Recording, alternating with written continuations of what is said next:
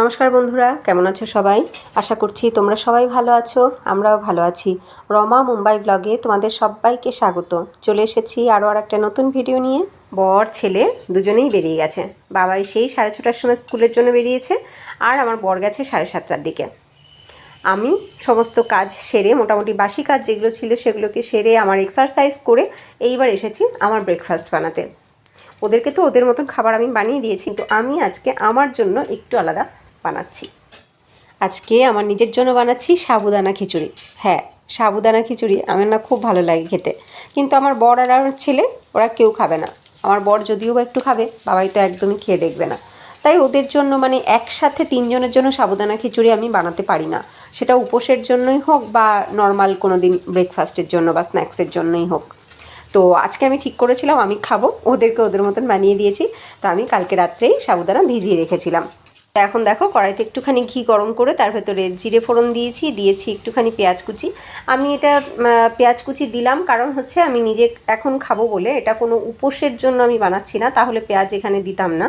তো একটুখানি পেঁয়াজ কুচি দিয়েছি, তার সাথে দিয়েছি অনেকটা বাদাম, সিদ্ধ করা একটা আলু ছোটো ছোটো করে কেটে নিয়েছিলাম, সেটা দিয়ে দিলাম। এবার কিছুক্ষণ একটু নাড়াচাড়া করে নিয়ে দিলাম আমি ভেজানো সাবুদানা। সাবুদানাটা এখন রঙটা একদম সাদা, ফকফকে সাদা হয়েছে। এটা যখন কুকিংটা হয়ে যাবে তখন এটা কিন্তু ট্রান্সপারেন্ট কালার হয়ে যাবে, এরকম সাদা রঙটা থাকবে না। যখন সাদা রঙটা একদম থাকবে না, ট্রান্সপারেন্ট কালার হয়ে যাবে, তখনই বুঝতে হবে খাবার রেডি।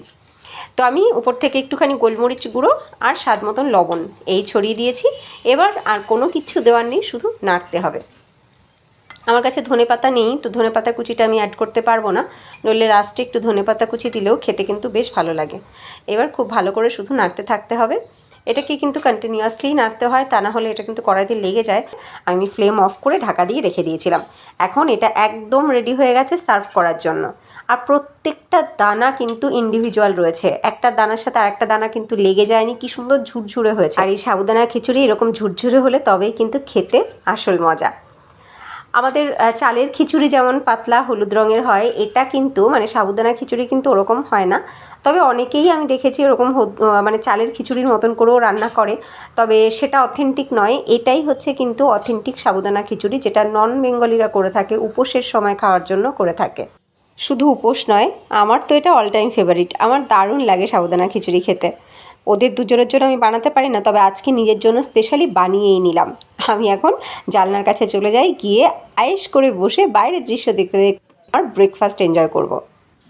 আচ্ছা, তোমাদের কার কার আমারই মতন সাবুদানার খিচুড়ি খেতে ভালো লাগে অবশ্যই কিন্তু কমেন্টে জানিও। এই দেখো, আজকে একটু রোদ উঠেছে, এখনও পর্যন্ত সেরকম বৃষ্টি হয়নি। ওই যে হালকা ফুলকা একটু বৃষ্টি হয়েছে সকালবেলা, রাস্তা যা ভিজেছে তা আবার এই হালকা রোদে শুকিয়েও গেছে। খুব জোরে বৃষ্টি কিন্তু আজকে এখনও পর্যন্ত হয়নি, বেশ ভালো একটু রোদ উঠেছে। আজকে রান্নাবান্না সব কিছু আমি তাড়াতাড়ি করে নিলাম। রান্নাবান্না সব করে নিয়ে রান্নাঘরটা পরিষ্কার করে রেখে এইবার আমি এসেছি একটা বাড়তি কাজ করতে। এই বাড়তি কাজটা করা ভীষণ দরকার, ভীষণ দরকার। সময় দ্রুত বেগে এগিয়ে চলেছে না? এই তো মনে হচ্ছে সেই দিন কিছুদিন আগে উৎসবের মরশুমটা শেষ হলো, একটা নতুন বছর শুরু হলো। দেখতে দেখতে আবার নতুন বছরের উৎসবের মরশুম চলে এসেছে। মাত্র কদিনের মধ্যেই কিন্তু জন্মাষ্টমী, তারপরে রয়েছে গণপতি উৎসব, তারপরে আমাদের দুর্গাপুজো, নবরাত্রি, একের পর এক ফেস্টিভ্যাল। আর আমাদের ফেস্টিভ্যাল মানেই কিন্তু নতুন জামা কাপড়, আর নতুন জামা কাপড় কিনতেই হবে, পাওয়া হবে, সেইগুলোকে রাখার জন্য ওয়ার্ড্রবে বা আলমারিতে জায়গাও দরকার। তো যে কারণে ওয়ার্ড্রব বা আলমারি মাঝে সাঝে একটু পরিষ্কার করতে হয়, একটু ছাঁটাই বাছাই করতে হয়। বাচ্চাদের জামা কাপড়গুলো যেগুলো ছোট হয়ে গেছে সেগুলো সরিয়ে ফেলতে হবে, বা আমরা যেগুলো আর ফার্দার পরবো না, যেগুলো অনেক দিন পরে ফেলেছি, রং উঠে গেছে, পুরনো হয়ে গেছে, সেইগুলোকে সরিয়ে ফেলতে হবে। এরকমভাবেই আলমারিতে বা ওয়ার্ড্রবে আবার নতুন করে জায়গা বানাতে হবে। তো আজকে আমি সেই কাজটা করতে বসেছি। এবার এই কাজগুলো এত টাইম টেকিং যে রান্নাবান্নার কাজটা আগে করে রেখে আসলাম। ওইগুলো না করে রেখে আসলে, কিচেনের কাজটা আগে না সামলে আসলে, তাহলে কিন্তু আর রান্না করাই হবে না, কারণ এটাতে প্রচুর সময় লাগে এই সমস্ত বাড়তি কাজগুলো করতে। তো যাই হোক, আমি স্টার্ট করে দিয়েছি আমার স্পেস সেভিং মিশন। তো এই স্পেস সেভিং মিশনে তোমরা দেখতে থাকো কিভাবে আমি আমার এই ওয়ার্ড্রবে এই পোর্শনটাতে আগের থেকে আরও ভালো করে সমস্ত কিছু গুছিয়ে রাখতে পারি এবং আগের থেকে অনেক বেশি জিনিস রাখতে পারি, মানে অনেক বেশি জায়গা বার করতে পারি। একটা ঘরে যতগুলোই ওয়ার্ড্রপ থাকুক বা যতগুলোই আলমারি থাকুক, কোনো আলমারিতে জামাকাপড় রাখতে রাখতে আর জায়গা থাকবে না যদি কিনা আমরা গুছিয়ে রাখি, যদি কিনা আমরা এরকম একটু ছাঁটাই বাছাই করি। তাহলে 2টো কেন 3টে কেন 5টা 7টা আলমারি ঘরে থাকলেও জামাকাপড় রাখার আর জায়গা থাকবে না।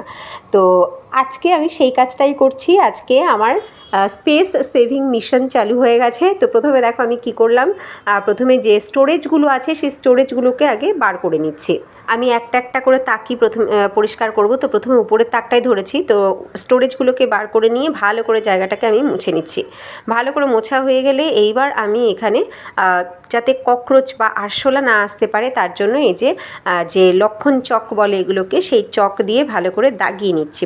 এখানে কোনো স্প্রে করব না, কারণ স্প্রে করলে কিন্তু জামা কাপড়গুলোতেও সেই গন্ধটা চলে আসবে, তো সেটা আমি চাই না। আর এই যে চক, এই চকে কিন্তু কোনো স্মেল থাকে না, তো যে কারণে চকটা দিয়ে আমি ভালো করে দাগিয়ে নিয়ে এইবার সব জিনিসগুলোকে আবার অ্যারেঞ্জ করতে শুরু করছি। এই উপরের তাকটাতেই এই 3 থাকের স্টোরেজটা রাখা ছিল। এই স্টোরেজটা কিনে তো ছিলাম একটা অন্য পারপাসে, কিন্তু এখন এই ওয়ার্ড্রোবের মধ্যে জামা কাপড় রাখার জন্যই আমি এটাকে ব্যবহার করতাম। একদম নিচের থাকটাতে রাখতাম বাবাইয়ের রেগুলার পরার জামা কাপড়, আর মিডিলেরটাতে আমার রেগুলার পরার নাইটি, আর একদম উপরেরটাতে আমার কিছু ব্যাগ যেগুলো নিয়ে আমি এদিক ওদিকে যাই। তো এখন আমি কি করলাম, পুরো স্টোরেজটাকে ভালো করে মুছে নিয়ে স্টোরেজটাকে আমি 2টো তাকেই ব্যবহার করবো এবার। 3 নম্বর তাকটা আমি খুলে রেখে দিলাম। তার কারণ হচ্ছে 3 নম্বর তাকটা আমি যখন রেখেছিলাম এখানে, তাতে করে কি হতো, এর উপরের পোর্শানে আমি কিন্তু হ্যাঙ্গারে আর কোনো জামা কাপড় রাখতে পারতাম না। তো এবার কি করলাম, আমি ওই 3 নম্বর যে তাকটা সেটাকে খুলে ফেলেছি এবং নিচের যে কিছুটা হাইট করার জন্য পায়া ছিল সেগুলোকেও খুলে ফেলেছি দেখো। তো এতে করে কী হয়েছে, অনেকটা হাইটটা শর্ট হয়ে গেছে এবং জিনিসগুলো কিন্তু আমি সেইভাবেই রাখতে পারছি, মানে আমার নাইটি এবং বাবাইয়ের জামা প্যান্ট যেগুলো আমি আগে রাখতাম সেগুলো আবার রাখতে পারলাম। কিন্তু উপরে যে ব্যাগ রাখতাম সেই পোর্শনটাকে আমি হাটিয়ে দিলাম, দেওয়াতে উপরে কিন্তু হ্যাঙ্গারগুলো রাখার জন্য আবার ঠিকঠাক মতন জায়গা বেরিয়ে আসলো। হ্যাঙ্গারে আমি আবার ভালো করে জামা কাপড় কিন্তু অনেক ওখানে রাখতে পারবো। তো উপরের তাকটা কিন্তু আগের থেকে এখন অনেক বেশি সুন্দর হয়েছে, অনেকটা জায়গা বেরিয়েছে, অনেক জামা কাপড় ওখানে আমি হ্যাং করে এখন রাখতে পারবো। এইবার মিডলের পোর্শনটাতে, মিডলের তাকটাতে চলে আসলাম। তো মিডলের তাকটা থেকেও আমি সমস্ত কিছু আগে বার করে নিচ্ছি, নিয়ে আগে জায়গাটাও খুব ভালো করে মুছে নেব।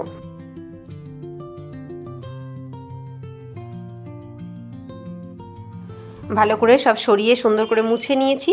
এইবার কি করছি, এইবার আবার সেই লক্ষণ চক নিয়ে নিয়েছি যাতে আরশোলা না আসতে পারে। তো লক্ষণ চক দিয়ে খুব ভালো করে আবার দাগিয়ে নিচ্ছি।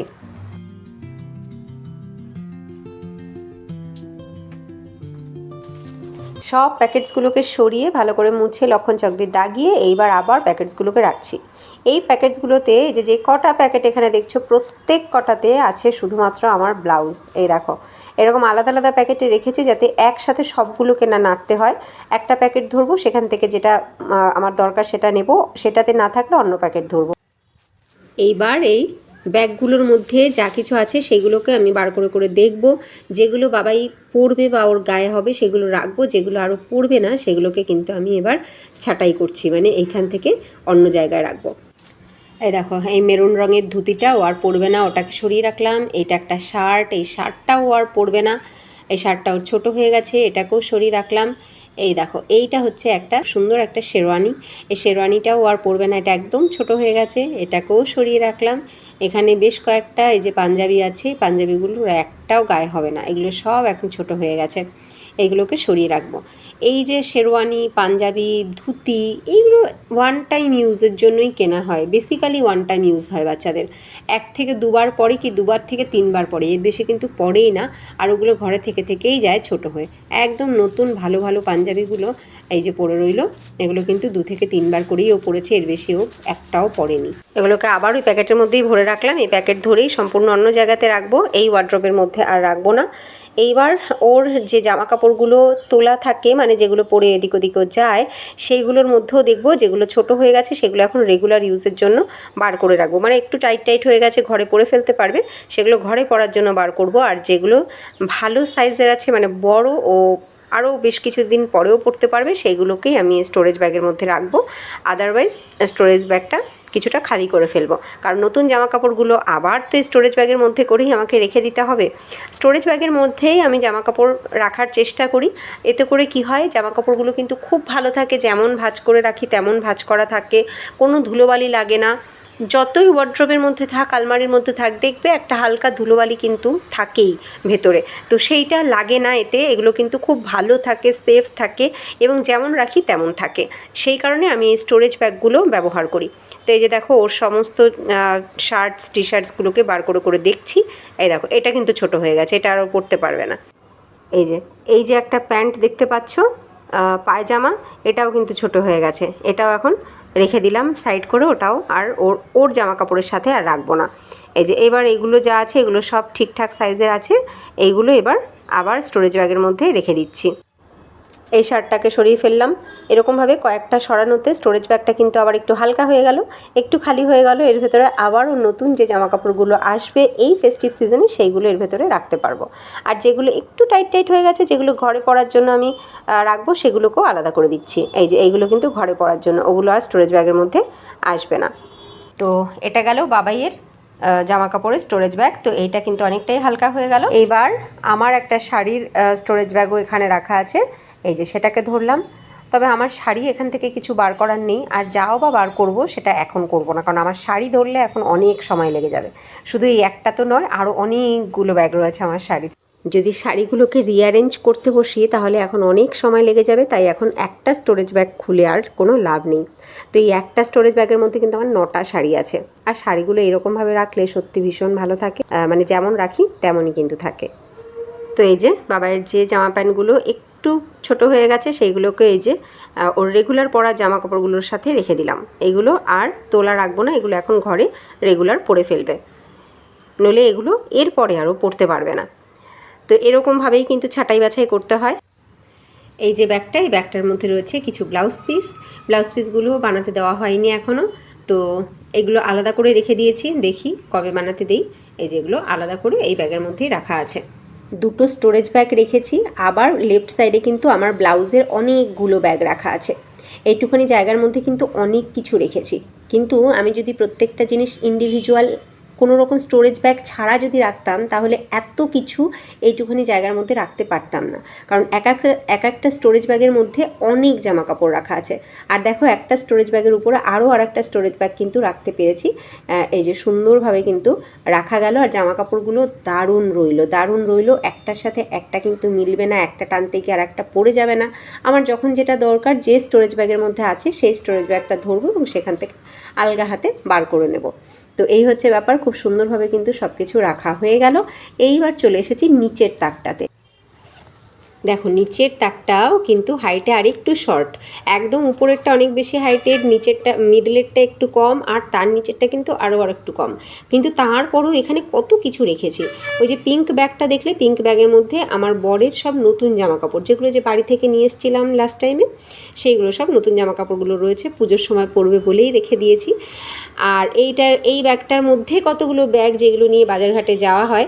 এই দেখো, বাবাইয়ের একটা পুরনো প্যান্ট, যেটা ও আর পরবে না। এই বাস্কেটের মধ্যে রয়েছে পুরনো জামা কাপড় রাখা, মানে যেগুলো আর আমরা ইউজ করব না, এইগুলোকে হয়তো বাসন রাখবো বা কোনো কাউকে দিয়ে দেবো, সেই কারণে এগুলোকে এই বাস্কেটটার মধ্যে রেখে দিচ্ছি। এ দেখো, বাবাইয়ের যে জামা কাপড়গুলোকে আমি আলাদা করে ফেললাম, যেগুলো আর পরবে না, সেগুলোকেও সব কিন্তু আমি এই বাস্কেটটার মধ্যে রেখে দিচ্ছি।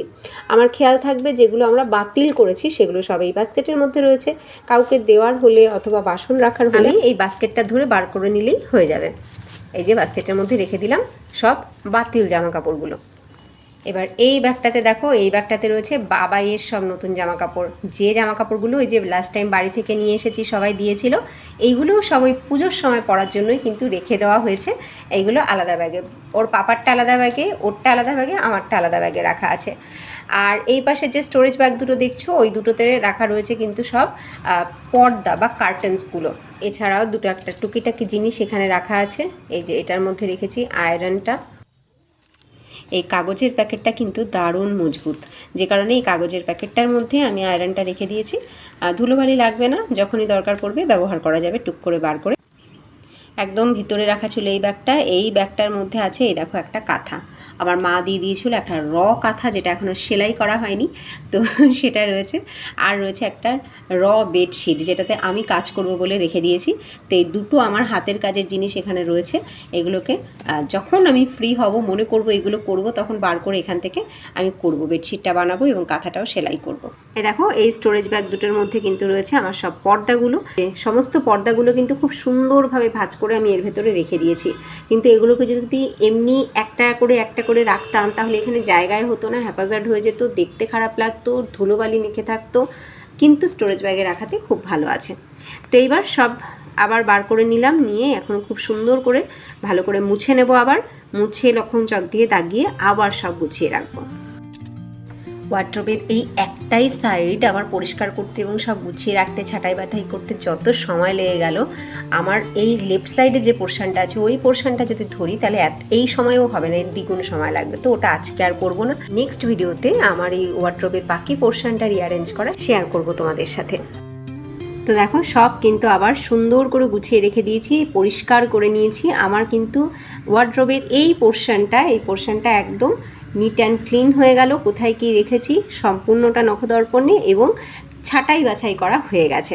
যেগুলো পরবো না সেগুলো বাতিল করা হয়ে গেছে, অনেকটা জায়গা কিন্তু বেরিয়ে গেছে। এবার দেখাই আমার এই যে ড্রয়ার দুটো রয়েছে, ড্রয়ার দুটোর মধ্যে দেখো এখানে রয়েছে কিছু সোফা কভার, গামছা, এই ধরনের জিনিস, এবং এটার মধ্যেও রয়েছে কিছু রেগুলার ইউজের আমার বরের জিনিস।